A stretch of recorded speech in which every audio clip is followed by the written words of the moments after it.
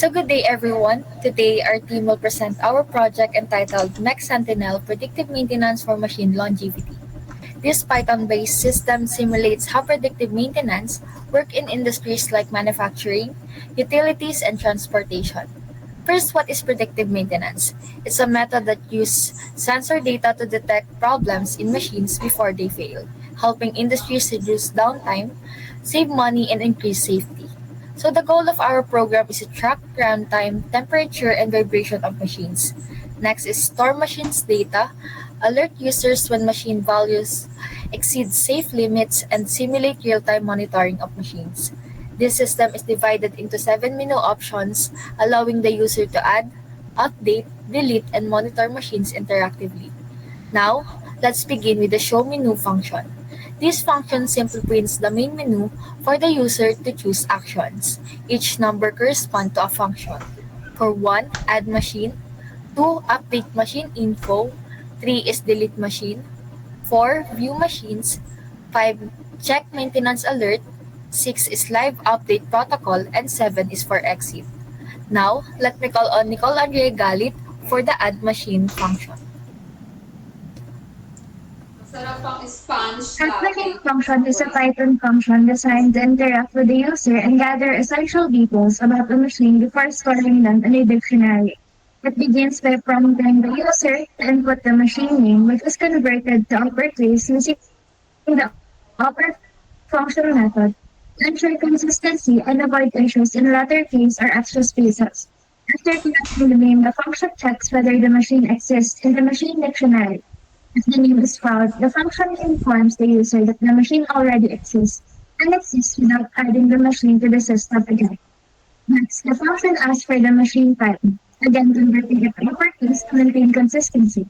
And afterward, the function proceeds to collect the machine's runtime hours. This input is validated inside a while loop with a try except block, which ensures that only an integer value is entered. If the user enters something in an integer, they are prompted to try again. The temperature and vibration level are connected. The input validation in place ensure the user enters floating point terms for both fields. If the user provides the system prompts them to enter the correct value. The final input is the last maintenance date. The function asks the user input a date in the year, month, or the function checks the date is valid by using the date times retention method, ensuring that the form is correct and the date itself exists. Example, it rejects valid dates such as February. Once all the inputs are validated, the function stores the collected data in the global machines dictionary.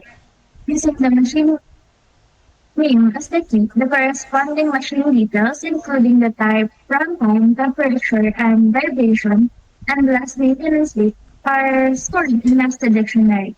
The function then prints a success message that calls the view machine function to display the updated list of machines. In summary, the add machine function is designed to ensure that the user inputs valid and consistent data for each machine. The function includes error handling for invalid inputs, checks for duplicates, and provides feedback to the user and each step. Let us now have Ms. Angela Masangkay to explain the update machine function. Next, we'll explore how our system enables real-time updates of machine parameters using a Python function update machine. This function is crucial to the predictive maintenance workflow, allowing users to modify operational data and maintain the health profile of each machine efficiently. Let's take a closer look at how the update machine function operates behind the scenes. It begins by defining its purpose, allowing users to edit key attributes like runtime hours, temperature, vibration, and maintenance dates, and essential for monitoring machine health. The function first prompts the user to enter a machine name, converting it to uppercase to eliminate case sensitivity and reduce lookup errors. If the machine name is unrecognized, the process halts, preventing unwanted changes and maintaining database accuracy. Once a valid machine is selected, users can update runtime, temperature, vibration levels, or last maintenance state, crucial indicators of wear and performance. Inputs are validated using error handling techniques. Runtime accept only integer values, while temperature and vibration allow decimals to capture subtle behavioral shifts. Updating maintenance dates requires a year, month, date format, ensuring consistency. Upon any change, the system displays updated data for confirmation. The machine function may be small, but its role is critical.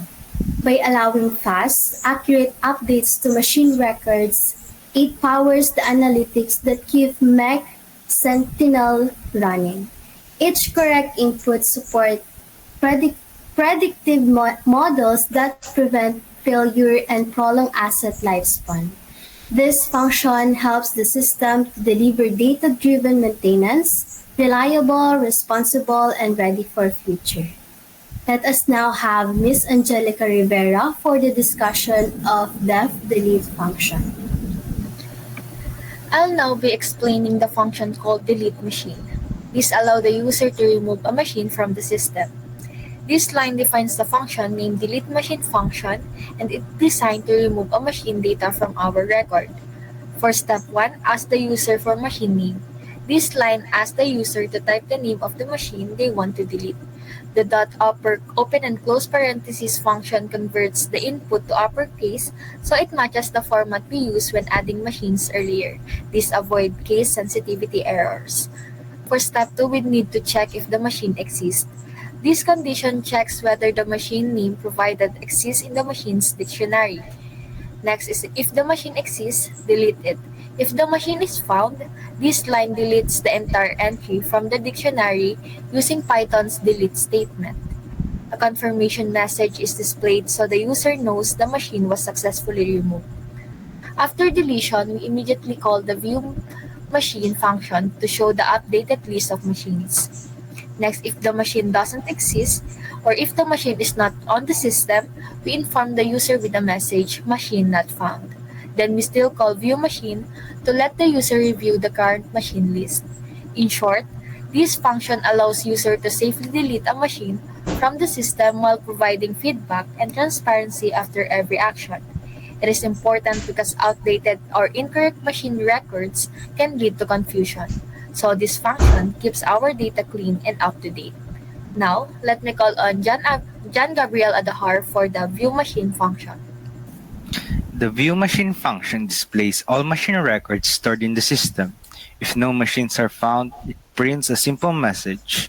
Otherwise, it shows a well-formatted table with key machine details including name, type, runtime, temperature, vibration, and last maintenance date.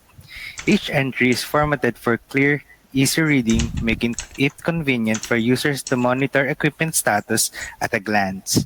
Let us now have Mr. Denzel for a discussion of def check alerts.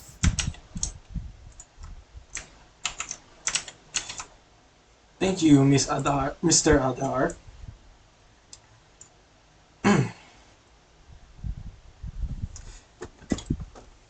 Alright. Now, for the definition, the defined function of check alerts is a function that is designed to monitor a group of machines and identify any maintenance issues based on specific thresholds.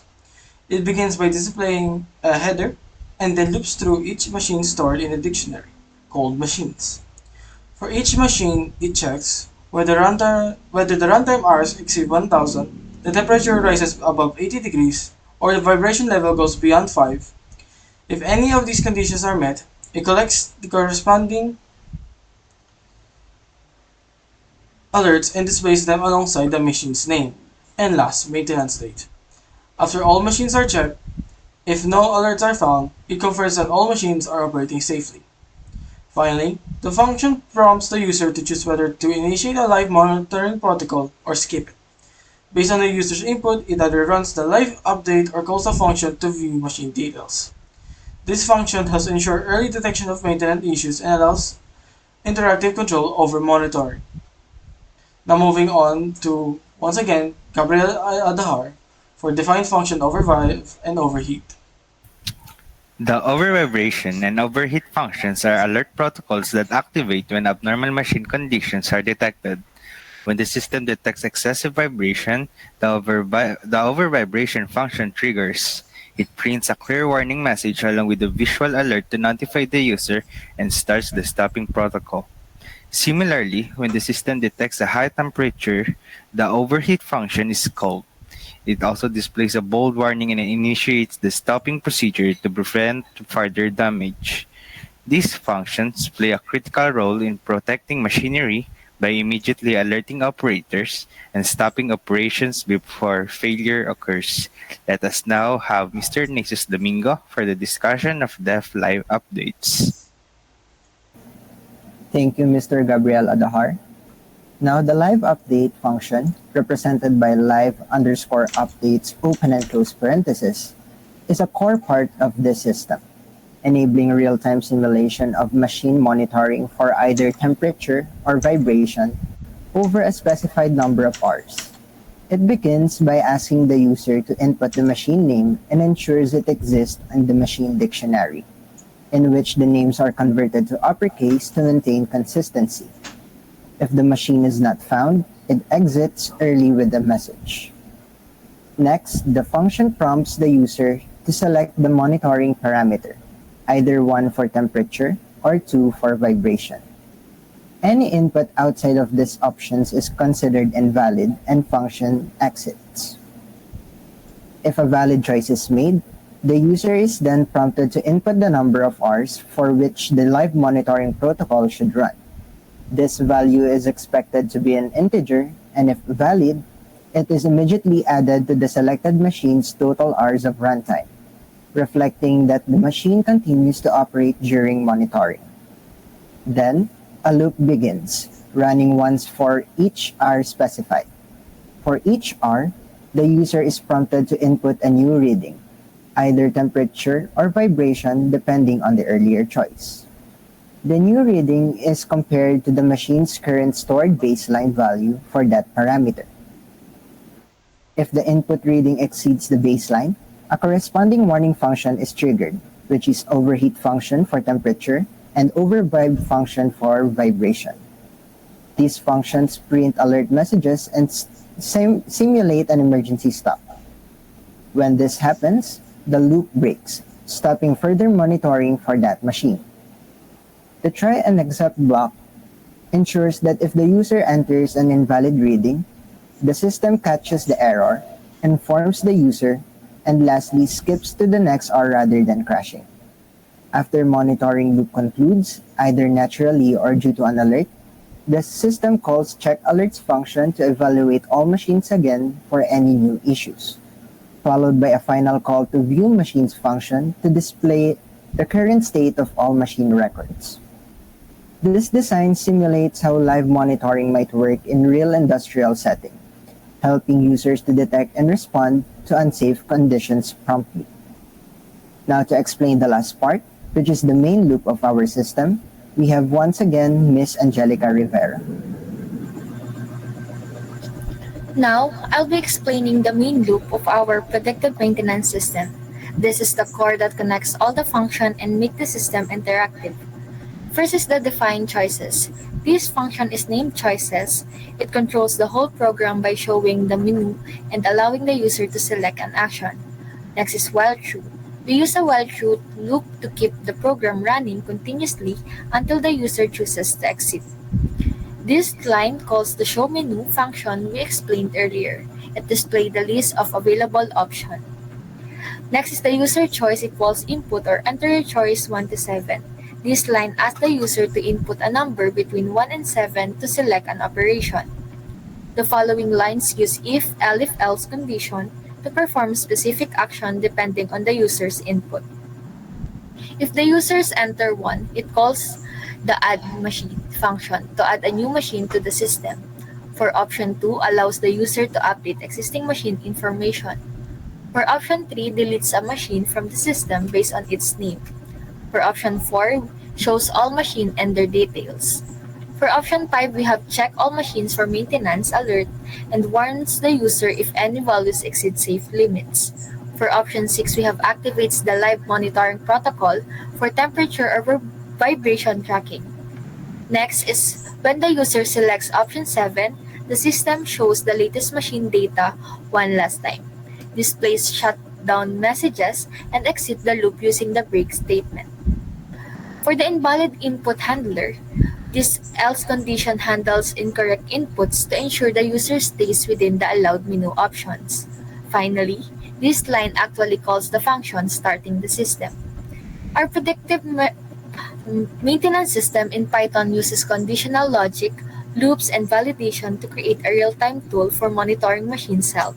It's interactive, modular, and easy to use, a strong foundation for future improvements like predictive AI integration or cloud-based monitoring. Now, let me call on Sir Denzel Nicolo Crosat to further explore our program. Thank you, Ms. Rivera. To showcase our program live, we will be doing a simple run of our system. The first thing we should do is, well, enter our choice. In this case, we would need to add a machine to properly start the system. Beginning with the machine name, it can be mostly anything, but a name is a name. So let us begin with a simple name, like John. For the type of machine that we want, any kind of machine is still accepted. So I will simply just put engine as a type of machine that John has. For the total run times, let's just say it already has 20 hours of total runtime, an operating temperature of 60, and a vibration level of 3. Now it asks us the last maintenance date of this machine. So let us say the last maintenance date was May 10th. So let us input that here.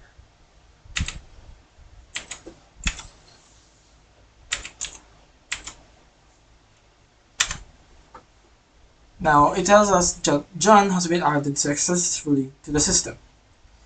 Next, we have the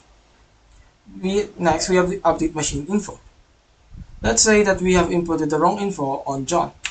So let's quickly update John's machine info. Now it enters the machine to update, so let's just put John again, since that is the machine that we want to update. We'll pick operating temperature and change it to 80. Now for 3, it's very self-explanatory. It deletes the machine. So let me add another machine called Teo.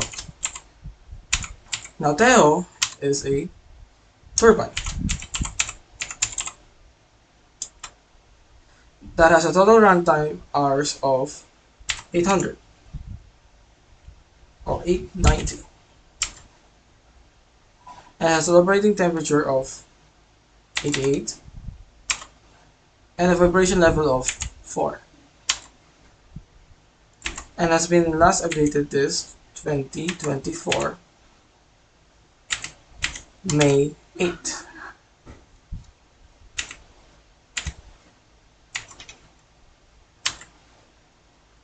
Now let us try and delete Tejo.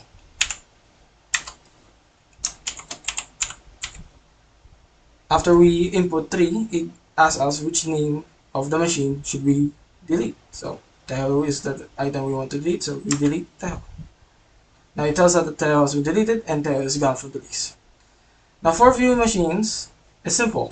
It simply reprints the table again. to show us what machines are available to us. 4.5 is check maintenance alerts. Now, check maintenance alerts checks the values of John if it well surpasses it surpasses or and compares its limits to the list we have compared. For example, 1000 hours would have triggered an alert, but here we see it had triggered nothing. So, fine. To showcase the full potential of this alert, let me update John real quick as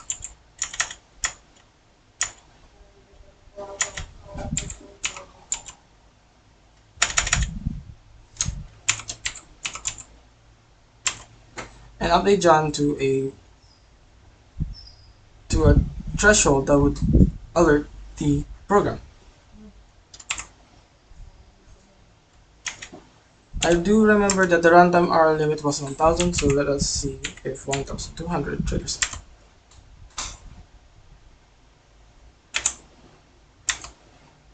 Now let us run it again.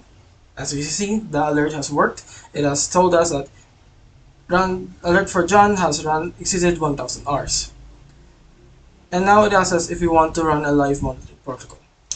If we say yes, it initializes the live running protocol and it asks us again which machine we would like to enact the live protocol. So John is the only machine, so let us enact on John. And it asks which parameter should we choose for live monitoring. So let's just say it's vibration and how many hours it will be active. So let's just say 4 hours. And for the now it would now ask us progressively in each hour what vibration level it hits. So let's just say 2, a 3, a 1, and 2. Now, after this, the system automatically runs the previous alert system again to see like, hey, is this machine still up to date or not? But since we're just testing, let's not run it again. Now, 6 live output protocol is the previous program I just showcased to you. This entire system here is the live update protocol. Now 7 is simply exit. It breaks the entire system and saves the current progress of the system. And that is it for our live showcase of our code and program. So thank you for listening, and we hope you gained insight into how our basic Python can solve real industrial problems. So that's all, and thank you.